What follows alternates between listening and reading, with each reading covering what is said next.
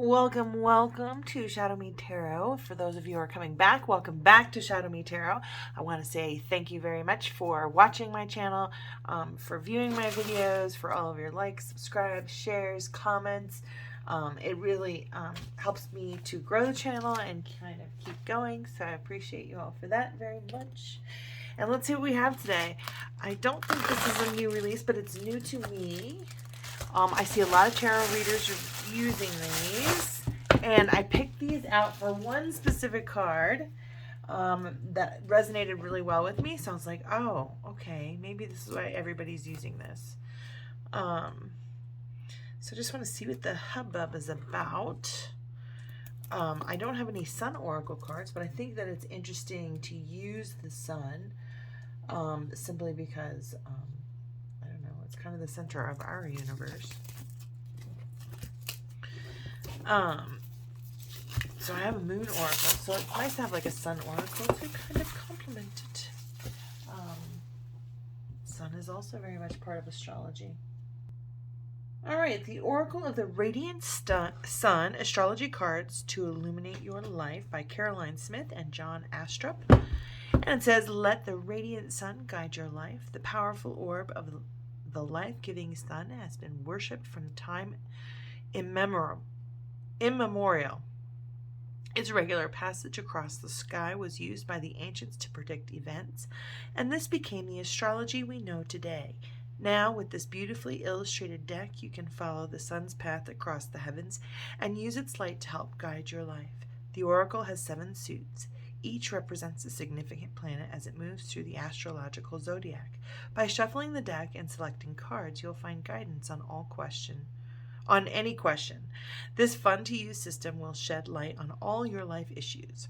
84 stunning and symbolic cards, 144-page illustrated guidebook, accurate and perceptive readings. I think what I really kind of like about this stuff with tarot, I think why I'm so into this and oracle cards, is that to me there is a pictorial and symbolic and basically it's a not the oral history but a pictorial history of humanity, right? Like if astrology's been around for in memoriam, you know what I mean? This is wisdom from thousands of millennia, like thousands of years worth of human knowledge, right? So it comes before the sciences, it comes before our medicine, it comes before Christianity or even some other organized religions. All right, so this is very interesting. This is number 1, this is number 7. So these must be like suits. Ooh, okay. So I'm going to say that the box is a very sturdy box, a very nice box. It's a little bit big for my taste. I won't be able to keep these on my bookshelf in this format. I mean, I guess kind of like that, but it's not easy to reach and grab and use my cards, which is what I like to do. So I pretty much moved most of my cards out of their boxes at this point, but at least the ones that I use regularly. All right, so let's see how this kind of works. I really just like the keywords, I think, that I saw on each of these. I like that there's a zodiac or planetary symbol here, and then a zodiac symbol here. So I think these will be very interesting cards. There are light and dark sides to each card, it looks like. Let's take a look. So we go over the radiant sun.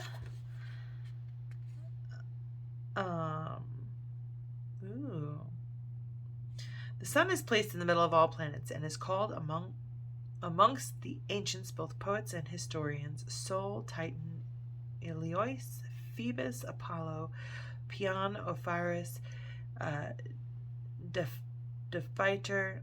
It's needless to mention his calor being of continually viable to all mortal men. He passeth through all the 12 signs of the zodiac in 1 year or in 365 days and certain hours. Okay, I don't know if this is like Old English or what this has been translated from, but it's like times they're using as an S. Like, this is so weird to have this many misspellings. It says from William Lilly's An Introduction to Astrology, year 1647.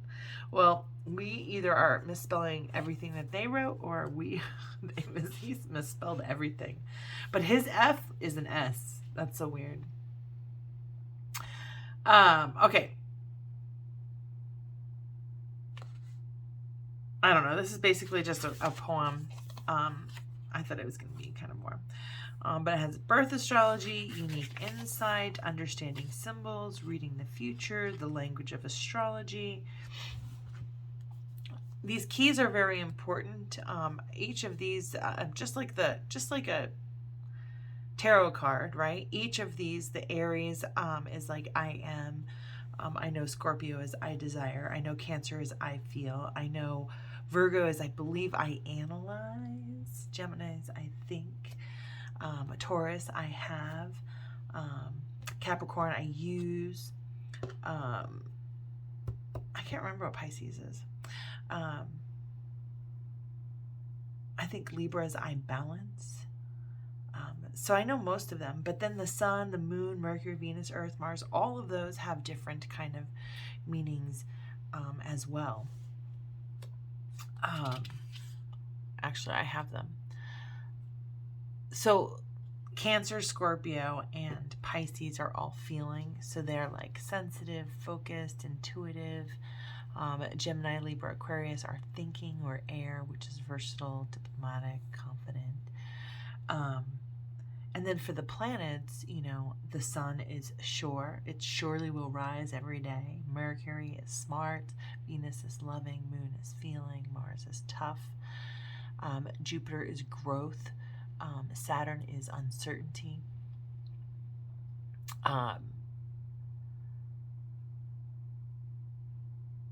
Uranus is explore, and Neptune is idealism. Pluto, change. So that's good that they kind of do that. Then they're going to go over the houses, which is also an important part of learning astrology as well. And I'm going to read it just because I'm learning it myself. So, hey, we all get to learn something here. The realm of experience. So qualities associated with the houses, planets, and signs. Let's go ahead and just read this. You can skip forward if you don't want to know what the different houses are. But they're basically describing exactly what I just said. The sun, drive to succeed. Scorpio, passion and self-mastery. Third house, mental ability, communication. So what can you derive from that? What story can you tell? What, based on your own experiences or what's happening in your own life, what story can you tell when you are, reading the sun with Scorpio in the third house? Anyways, so the realm... qualities associated with houses, planets, and signs. So the house is the realm of experience, the planet is the function or action, and the sign is the nature of the action. So the first house is personality, self-expression. Mars is its planet, it's a drive to action, and Aries is the first sign of the zodiac. So Aries is in the first house, and it is ruled by Mars. Aries means initiative and impulse. The second house, the sensory world, possessions. Venus, the desire to possess. So the first house is masculine, Mars is masculine, and the second house is feminine, Venus is feminine. The second the second house sign is associated with Taurus, which is beauty and acquisition. The third house, mental ability, communication. It is ruled by Mercury, the need to know. Its sign is Gemini, curiosity, versatility. The fourth house is family, is the home, family, and protection. It is ruled by the moon, its receptiveness, nourishment. And the sign is Cancer, emotions, and closeness. The fifth house is creativity, love, and enthusiasm. The sun, it is ruled by the sun. The life spirit or drive to succeed.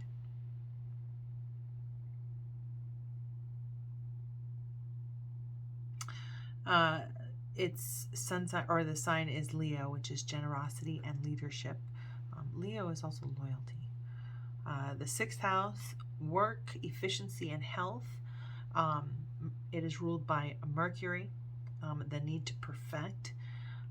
Its sign is Virgo. It's discrimination, analysis, and service. The 7th house is relationships and partnerships.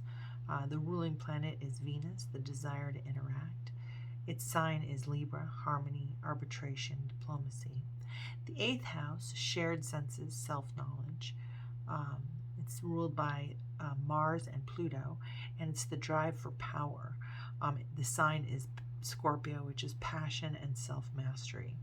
The 9th house, knowledge, beliefs, and ethics, is ruled by the planet Jupiter, which is growth, the desire to expand, and its sign is Sagittarius, which is optimism and expansiveness. The 10th house, achievement in the world. It is ruled by Saturn, control and application. And the sign is Capricorn, practicality, caution, ambition. The 11th house, friends and the community. It is ruled by Saturn and Uranus, the need to reshape. And its sign is Aquarius, originality, rebellion, and humanity. The 12th house, spiritual and mystic dimensions. It is ruled by Jupiter or Neptune, which is spiritual growth. And Pisces is sympathy, sensitivity, and imagination. So then it kind of goes through the 7 planets here, and it gives you more interpretations or pages to go to expand the knowledge for each of those. We've got symbols of the 12 houses, which is pretty interesting. I like that it's using the planets.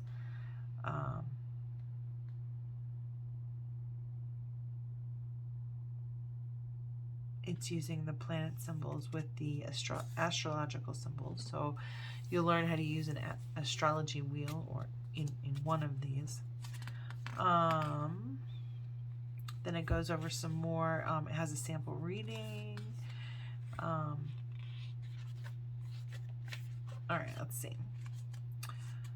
Okay, and then here, this is the houses in I learned this from Pirates of the Caribbean. One of the main characters was a horologist. Anyways, there was a joke associated with it. But I don't know how to say... Okay, so if that's horologist, then a Harari. It sounds like Ferrari. Harari astrology. The houses in Harari astrology. So we have some more descriptions of the houses here, but in specific, it is the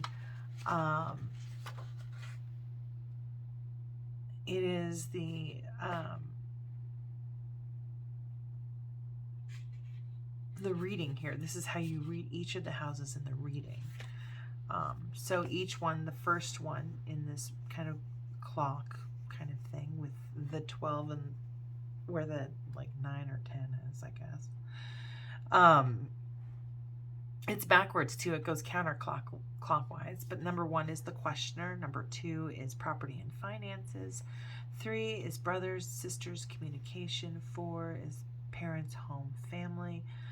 4 to me is always stability. It's the emperor. It's the root chakra. And so it's also the foundation. So I kind of feel like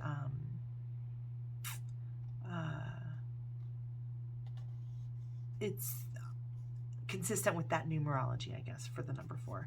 5, children, creative matters, love affairs. 6, work, health, and service. Marriage is, 7 is marriage, business, partnerships. 8 is shared property, others, finances. 9 is religion, philosophy, law, distant travel. 10 is career, place, and community. 11 is friends, associations, hopes, and wishes. And 12 is spirituality, institutions, secret enemies. So basically, each of these houses kind of gives you guidance as to the questions that it's answering. Then it goes over the 12 signs and which each of them means. Kind of description of each of those and their element, their planetary ruler, and their gemstone. It also has their symbol kind of behind the pictures there. And then they have the oracle cards. They're just kind of defining this section of the planets. And I do feel like there's some sacred geometry that is being used within these, particularly with that one. That just reminds me of sacred geometry. And then the sun for the suit of fortune. Ooh, okay. So now this breaks down into suits. So if this says 84 cards and there are, these are the extra cards, right? So 78, 79, 80, 81, 82, 83, 84, 85. So I'm going to venture to say that the Fool card is missing and these cards are in their place, but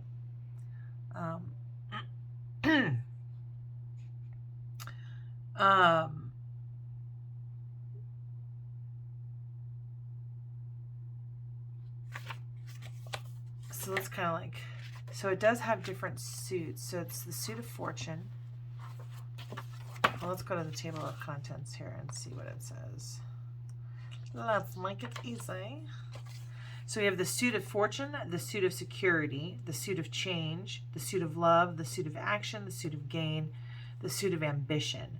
So it basically goes through the sun, moon, Mercury, Venus, Mars, Jupiter, and Saturn are the different suits that it has.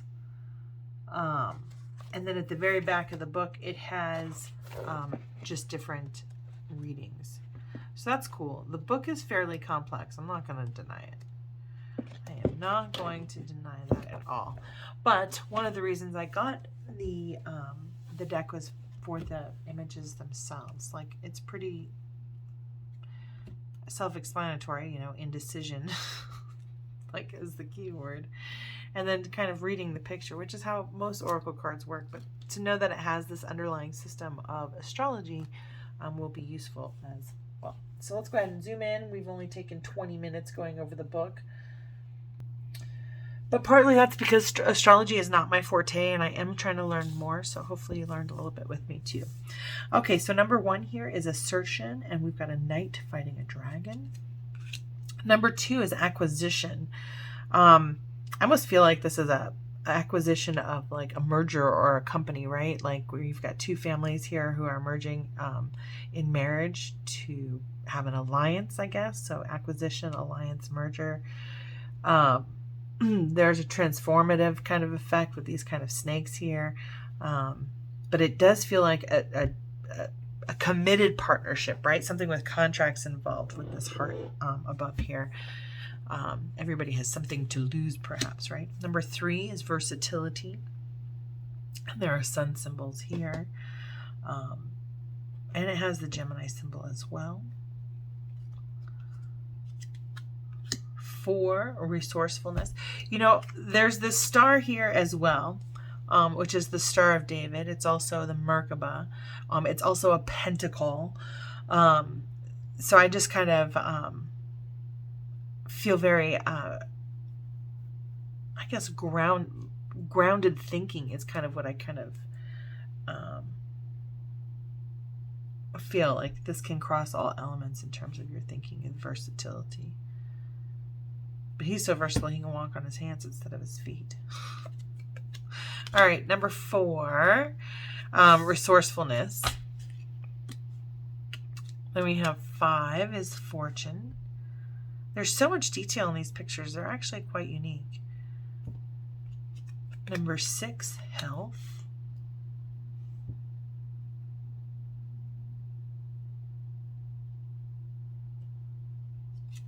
Number 7, harmony.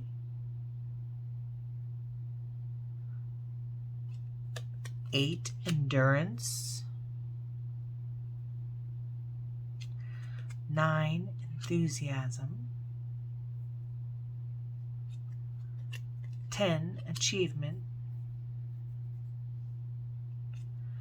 11, idealism. 12, vision. And then we move, so that was the suit of fortune, right?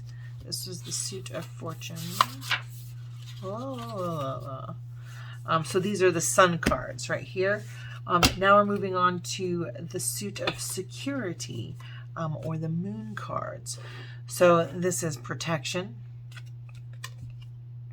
I think what's difficult about these cards, oh, the moon is in it.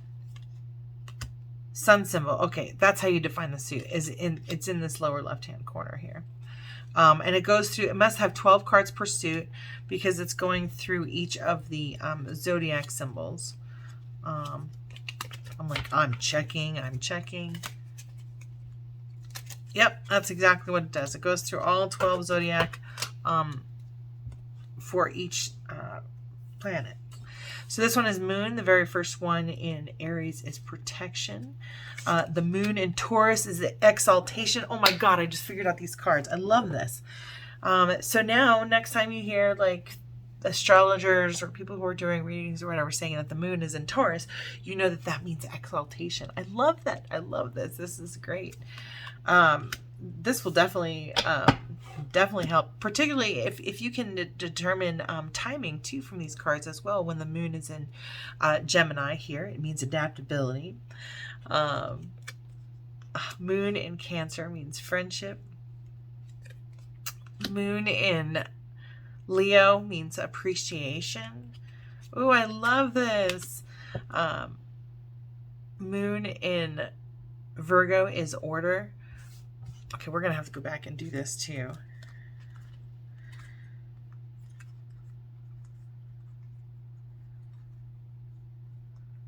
We probably don't need to go back and do it, but I kind of want to. I want to go back and do. So this is the moon in Virgo is order. Moon in Libra is companionship. Moon in Scorpio is power. Moon in Sagittarius is optimism. Moon in... what's after Sagittarius?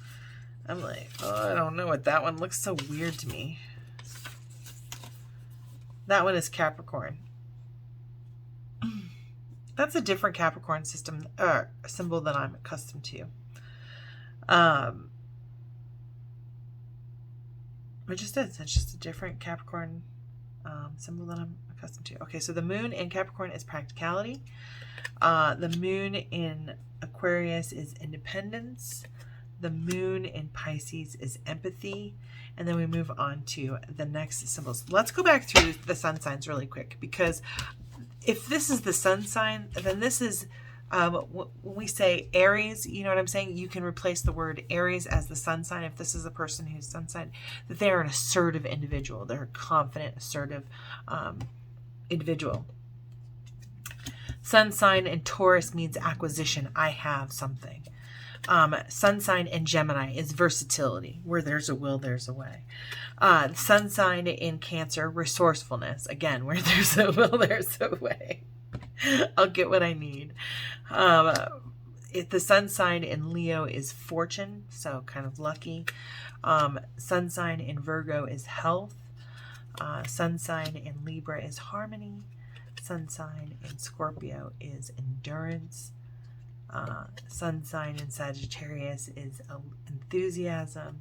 Sun sign in Capricorn is achievement.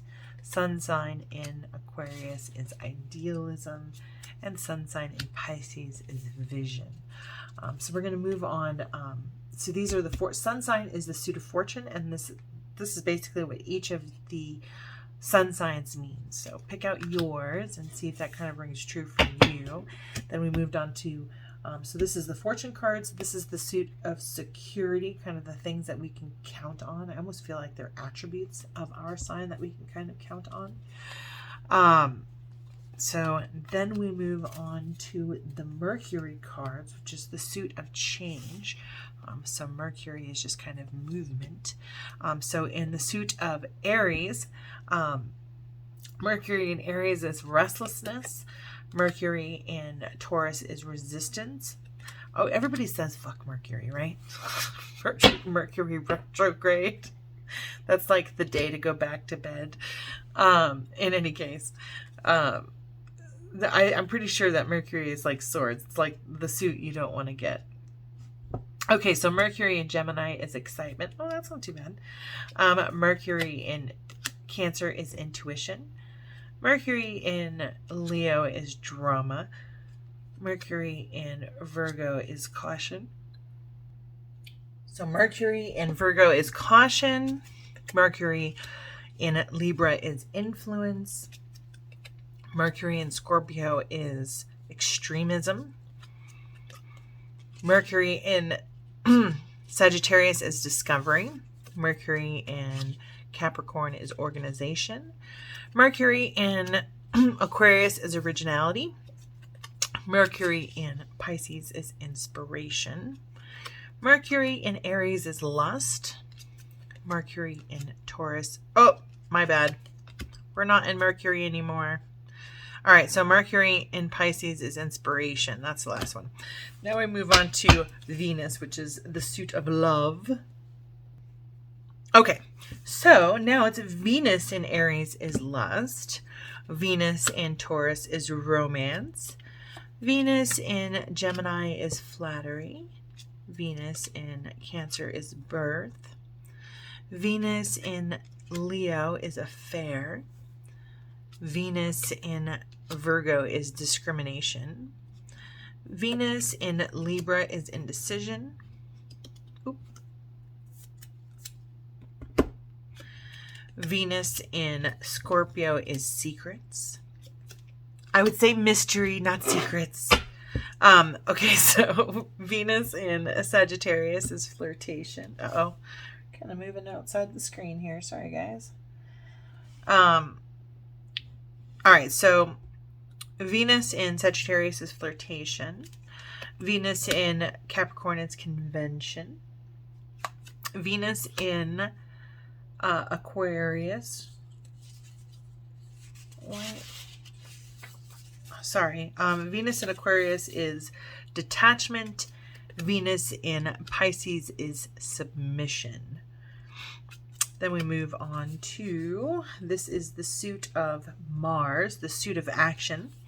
The very first card is Mars in Aries is impulsiveness. Mars in Taurus is defense. Mars in Gemini is decision. Mars in Cancer is quarrel. Mars in Leo is egotism. Mars in Virgo is criticism. Mars in Libra is choice. Mars in Scorpio is revenge. Mars in Sagittarius is domination. Mars in Capricorn is authority. Mars in Aquarius is rebellion. Mars in Pisces is escape. And then we have the Jupiter cards. And Jupiter in Aries is enterprise. So this is the growth suit, or the suit of gain. Jupiter in Taurus is status. Jupiter in Gemini is bluff. Jupiter in Cancer is speculation. Jupiter in Leo is publicity. Jupiter in Virgo is patience. Jupiter in Libra is negotiation. Jupiter in Scorpio is manipulation. Let's see. Jupiter in Sagittarius is principle. Jupiter in Capricorn is control. Jupiter in Aquarius is innovation. Jupiter in Pisces is seduction. And then we're moving on to the Saturn suit, or the suit of Saturn. And these are the ambition cards. So Saturn in Aries is risk. Saturn in Taurus is ostentation. Saturn in Gemini is concentration. Saturn in Cancer is charity. Saturn in Leo is generosity. Saturn in Virgo is isolation. Saturn in Libra is devotion.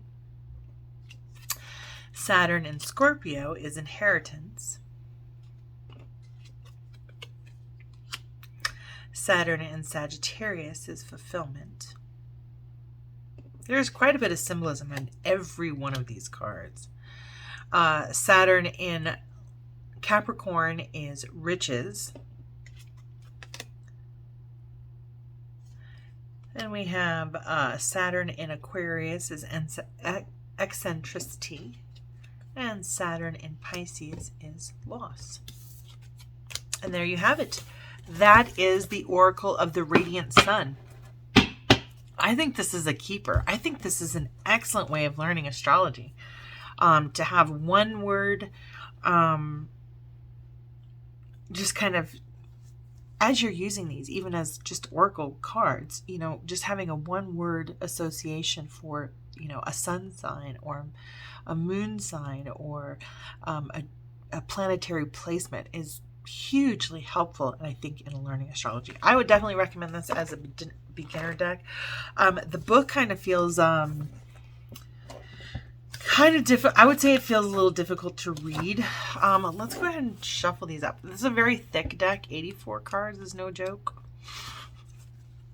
I mean, that's like shuffling. Well, the size isn't hard because it's like shuffling. Oh, let's zoom out a bit. It's like shuffling 2 decks of bicycle cards, right? Of just playing cards. So not too terrible.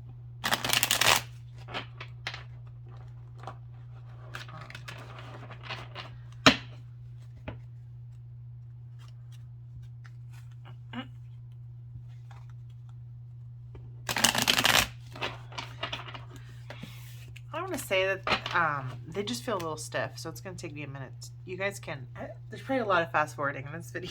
I know I spent a lot of time on the book in the beginning. Sometimes the book is the reason to keep a card deck for me. Sometimes the book has so much good information that I don't really care about the cards. I just want to keep the book. I think it's the Monty Farber decks. I don't like those decks at all. But the tarot book that they have is really good. So I kept it even though I don't like the cards. Some people really, really, really like it though. They have like, they've been around forever, and they do definitely have a following. They're just not my style. But they do have a great book, and very informative and well thought out. So just trying to get some flexibility in these cards. They're actually not that thick. They're just not that flexible. Like, these really kind of feel like they need to be worked as a single deck for a while. I don't even think they're that much thicker than a regular. Oh yeah, they're thicker than a tarot deck. This is my, oh yeah, they're like,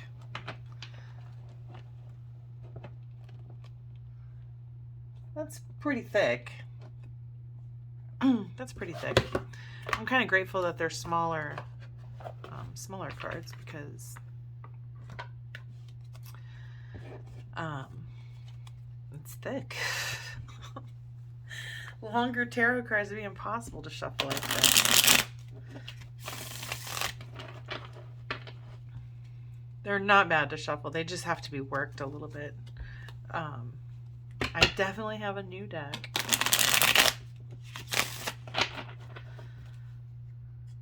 Excellent, excellent cards.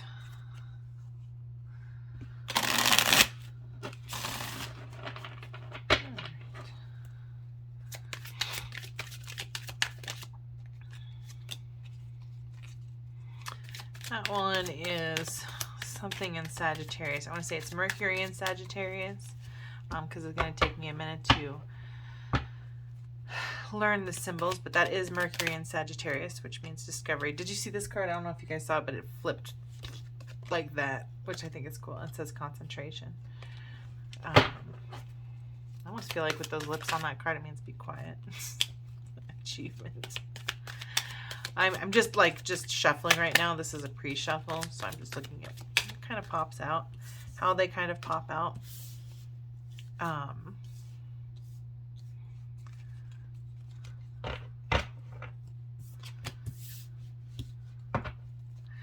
And we've got discovery, achievement. These flip like 360 degrees. I know I pull my cards back a lot when I shuffle because I like shuffling kind of quickly, and I just like the motion, and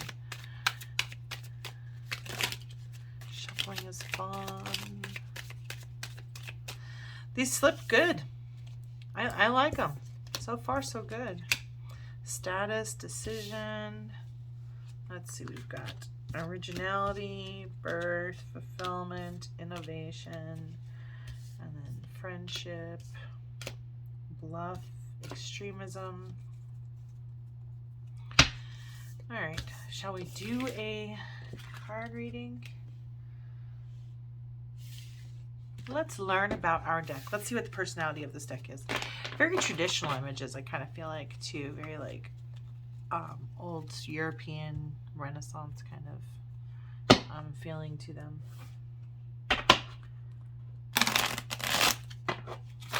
Even though the quote in the book is from 1600. So who knows?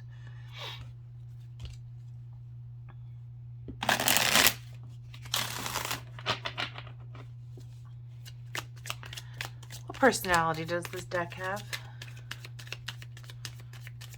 What is the personality of this deck? What is the personality of this deck? Ooh, detachment. It is detached. It is Mercury and Aquarius. What is your strength?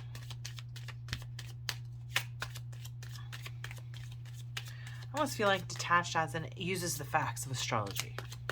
Kind of personality. So it's not supposed to be an emotional deck. It's maybe more of an intellectual deck. What is your strength?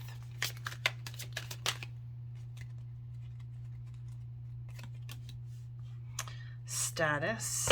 It's Jupiter in Taurus. Jupiter meaning kind of like a creativity. Taurus meaning I have. So status because of creativity. So I feel like it creatively. So even though it's unemotional, it's creative in how it delivers its messages. Which I almost get a feeling of delight, right? It's delighted with itself, with the kind of messages that it gives. Even though it says it gives them kind of like detached and unemotional, kind of factual in nature, I do feel like a sense of delight that it's unique, or pride. I don't know. Okay, on the bottom here, I looked at it. It just says speculation. I'm speculating apparently. What is your weakness? What is this card deck's weakness? What is your weakness? It cannot give you riches. No riches for you. So this is in Saturn in Capricorn. So it's not going to make me rich. It'll give me good ideas that can maybe get me rich, but I have to do that work. I always kind of feel like most of these card decks tell me it can't do the work for me. And since that I'm still talking about it, I'm going to say, this says negotiation is what fell out. So I feel like negotiating your riches is not something that can help. All right, so it's up for me to dream what riches can come from this, right? Or what is the wealth of information and knowledge that I can glean from these cards. How will you help me to grow? How will you help me to grow? How will you help me to grow? Through gratitude, appreciation, and restlessness, okay?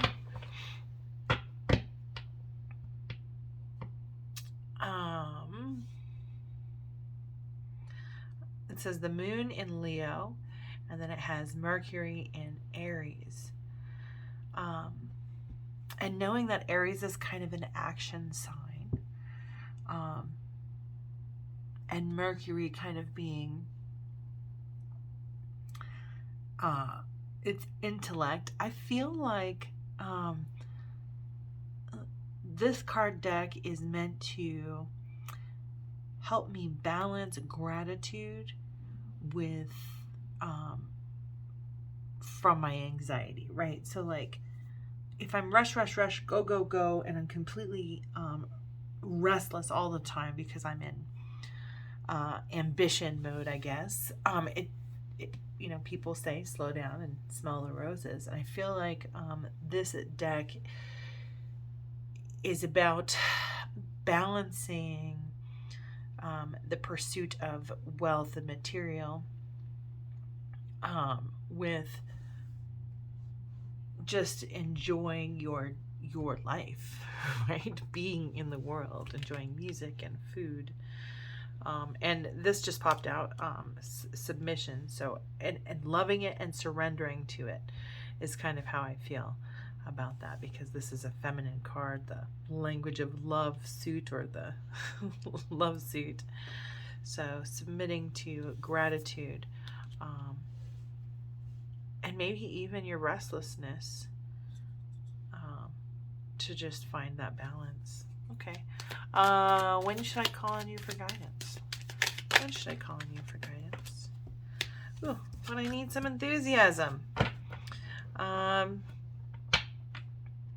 Yeah, I feel like I should call on this deck for guidance when I need kind of like a pick-me-up, or kind of like something to move forward, is really kind of like something very actionable. To find that underlying truth, almost like when you're feeling hard on, when I'm feeling hard on myself, this might be a good deck for me to kind of like give me a pick-me-up. You know, kind of a reality, a dose of reality of what is true and versus what is untrue that I'm telling myself, right? Because anytime we're telling ourselves that we're not enough, or we're less than, we're kind of lying to ourselves, right? So it's nice to kind of change your thinking to, well, what am I doing right? What do I get right? What is the best way to work with you? What is the best way to work with you? This is Saturn in Pisces, and I feel like it says loss here, right? And we've got this bird who is eating, you know, a carcass, which for him is very lucky, right? It's how he survives, and that's a truth. Blackbirds are a truth. There is a home here, so an upset or a loss within the home front.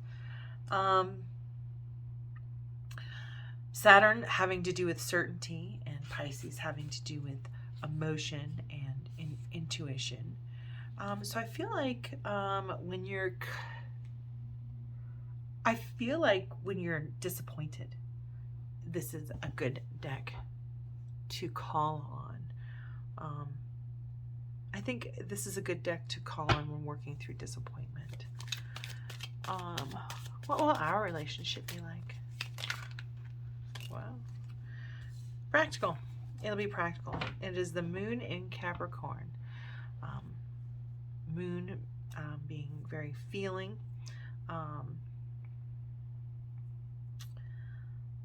So I don't feel like there's deep emotions kind of coming from this. I do feel like there's just a practical application of kind of getting guidance. I think this is a great, I do really think that this is a great oracle deck to learn astrology, but then also to kind of like guide a reading as well. So our relationship is going to be a practical one. Guys, let me know what you think of this deck. I think this is a pretty cool deck. There's a lot of symbolism in all of these. There's just quite a bit of symbolism in all of these. So I really do kind of feel like, for a practical perspective, I might include these into my readings, just to kind of glean the perspective that that maybe Spirit wants to shine a light on.